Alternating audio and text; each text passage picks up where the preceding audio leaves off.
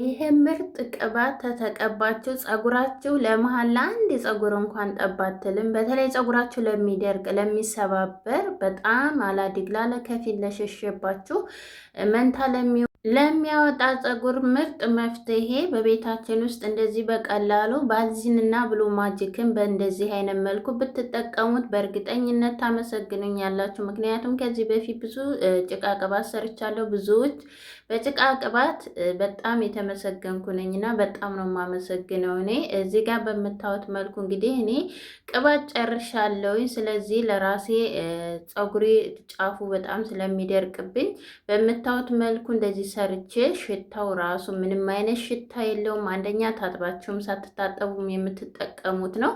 እንዲሁም ደግሞ አጠቃቀሙንም እስከ መጨረሻው ድረስ ላይክ እያደረጋችሁ ከአሰራሩ እስከ አጠቃቀሙ አሳያችኋለሁኝ። ሰላም ወዶቼ እንዴት ናቸው? እኔ ያለው እግዚአብሔር ይመስገን ደህና ነኝ። በያላችሁበት ዓለም ዳርቻ ሰላማችሁ ብዝት ይበልን እያልኩኝ እዚህ ጋር በመጀመሪያ ደረጃ እንደ ሁልጊዜው ቁርንፍድ ነው የምጠቀመው። ቁርንፍድ ሁልጊዜም ቢሆን ከግብአቴ በጭራሽ የማለየው ነው። ምክንያቱም ቁርንፍድ ለሁሉም መድኃኒት ስለሆነ፣ በተለይ ፎረፎር ለሚያጠቃችሁ፣ ፀጉራችሁ ስስ ስለሆነባችሁ፣ አላድግ ላለ፣ ከፊት ለሸሽ ፀጉራችሁ ሀመዳማ ከሆነ በጣም የሚያምር ፀጉር ነው የሚያደርግላችሁ። የኔ ፀጉር በፊት ላይ እና አሁን ላይ በስማሙ ውበቱን ሳይሆን ለራሴ በጣም ነው የሚገርመኝ እና በጣም ነው ደስ የሚለው።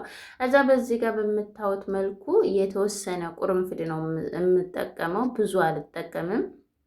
እናንተ ማብዛትም ትችላላችሁ። ነገር ግን እኔ ለአንድ ወር የሚበቃኝን ያህል ስለሆነ የምሰራው በቂ ነው። ቁርንፍድ በዛው ልክ ጥቅም እንዳለው ሁላ በዛው ልክ ደግሞ ተበዛም ጉዳት አለው ማለት ነው።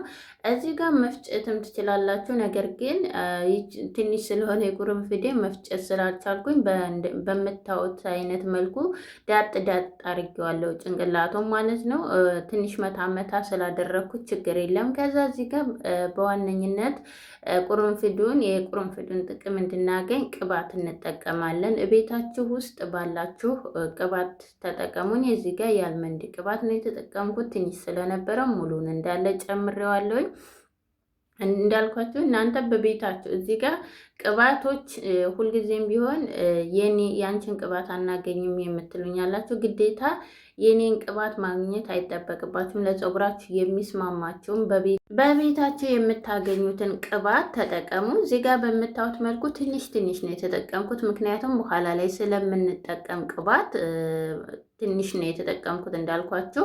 እዚህ ጋር ትንሽዬ የወይራ ዘይት፣ ሁልጊዜም ቢሆን የወይራ ዘይት እጠቀማለሁኝ። እናንተ የወይራ ዘይት ከሌላችሁ በቅባቱ ብቻ መጠቀም ትችላላችሁ። የምግብ ዘይት መጠቀም ይቻላል ወይ ብላችሁ የብዙዎቻችሁ ጥያቄ ነው። የምግብ ዘይት ለፀጉር በጣም አሪፍ ነው። ነገር ግን ፀጉራችንን ተቀብተን ወዲያውኑ ለአንድ ሰዓት ለሁለት ሰዓት ተተቀባን በኋላ ተተቀባን በኋላ መታጠብ አለብን። ስናቆየው ልክ ምግብ ነው ፀጉራችን የሚሸተው ማለት ነው። እና ስለዚህ የወይራ ዘይት ከሌላችሁ በቅባቱ ብቻ መስራት ነው እንጂ የምግብ ዘይት እንዳትጨምሩ ማለት ነው። እዚህ ጋር በምታዩት መልኩ እሳት ላይ ውሃ ጥጃለሁኝ። ውሃውን ደግሞ እንደዚህ የምናደርግበት ምክንያት አንደኛ ቁርንፍዱ ደረቅ ስለሆነ እስቲም እንዳደርግልን በምታዩት መልኩ እንሰራዋለን።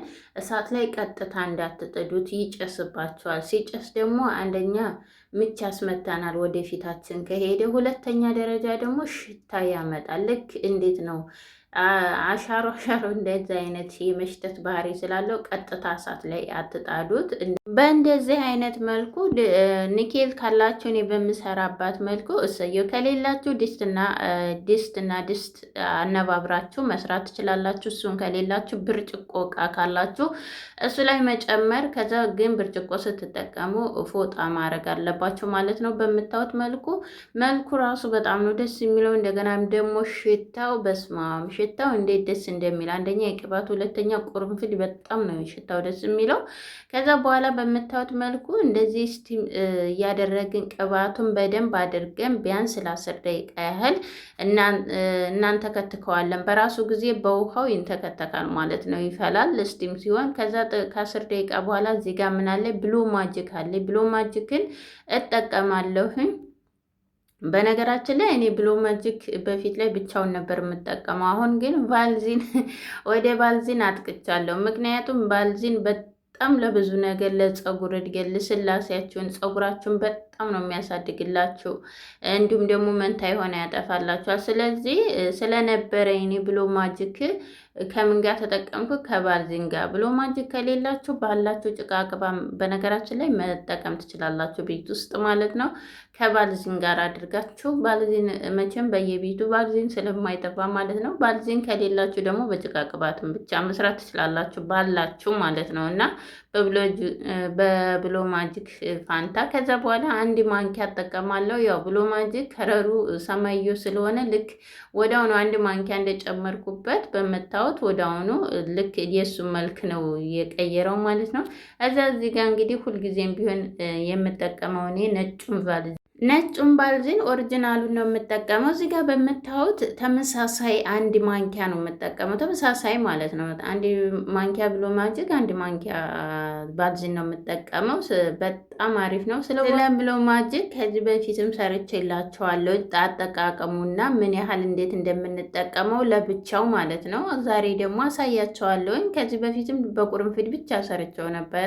በጣም ነበር የወደዳችሁት፣ ቆይቷል። ነገር ግን ዛሬ ደግሞ እንደዚህ አይነት መልኩ አሻሽየው መጥቻለሁ፣ ሰርችላችኋለሁ ማለት ነው።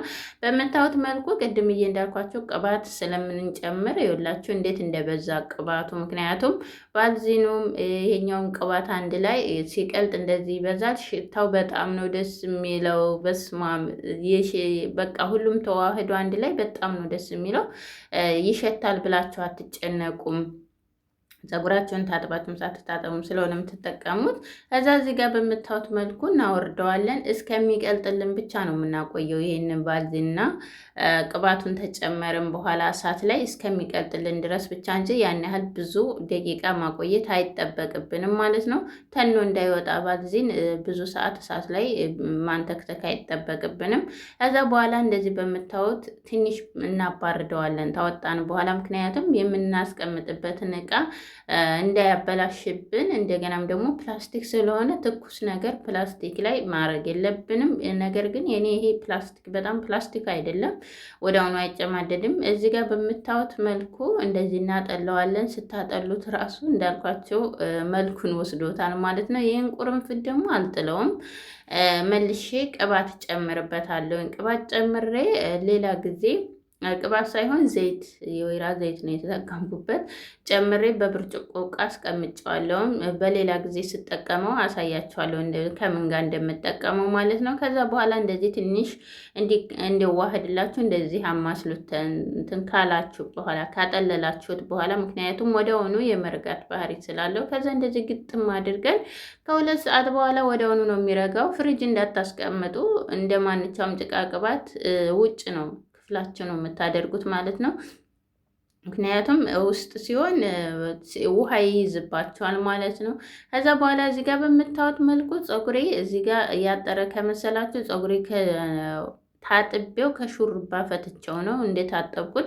ያው የኛ የኢትዮጵያን ፀጉሮች ይቅርታ ፀጉር ስንታጠበው ይሰበሰባል። ያ ስለሆነ በጣም ደርቆ ስለነበረ ይኸውላችሁ እንዴት እንደሚያፍታታልኝ ማለት ነው። በፊትና አሁን ላይ በአንድ ዙር ብቻ ነው እንዳለ ፍትትት አድርጎ የሚያበጥርላችሁ። በተለይ መንታ የሆነባችሁ መንታ ጫፉን እኔ አሁን ቆርጠዋለሁ፣ መልሶ መንታ ይሆናል፣ መልሶ እንትን ይላል ይቀጠላል ማለት ነው። ነገር ግን እንደዚህ ስቀባው ሲለሰልስ ሁልጊዜም ቢሆን ያ ነገር ይጠፋል። በተለይ ጫፉ ኩስኩስ የሚላል አይደለ የሆነ የሚዋጋ አይነቱ እንደሱ አይነት ፀጉር ካላችሁ ይሄ በጣም አሪፍ ነው።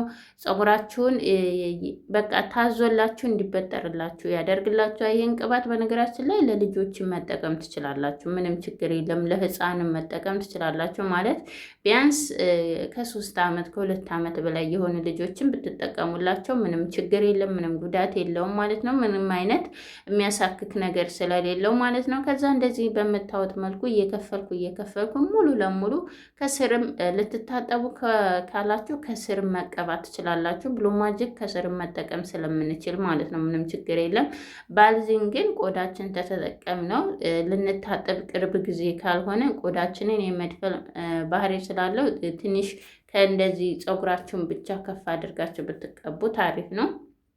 ግን አንድ ቀን 2 ቀን ከቀራችሁ ልትታጠቡ ቆዳችሁንም ጭምር ብትቀቡት ምንም ችግር የለውም። እዚህ ጋር በምታዩት መልኩ ቅድም የነበረበትና አሁን ላይ ያለውን ፀጉሬ ነው እንዴት እንዳለሰለሰው እንዴት በቃ። አሁን ደግሞ ይህን 2 ቦታ ገምደውና ማለት ነው 2 ቦታ ገምጄው ስፈታው አንደኛ ፀጉሬን አፍታፍቶ በጣም አርዝሞት ነው የማገኘው ማለት ነው። እንደዚህ አድርጋችሁ ከተቀባችሁ በኋላ ዝም ብላችሁ አበጥራችሁ አትተውት። ወይ ገመድ ግመዱት ወይ ደግሞ ቁጥርጥር ስሩት ወይ ደግሞ ካልተመቻችሁ 2 ቦታ ማለት ነው። እኔ አሁን 2 ቦታ ነው የምሰራው። እንደዛ አድርጋችሁ ሹርባ ስሩ 3 ቦታ።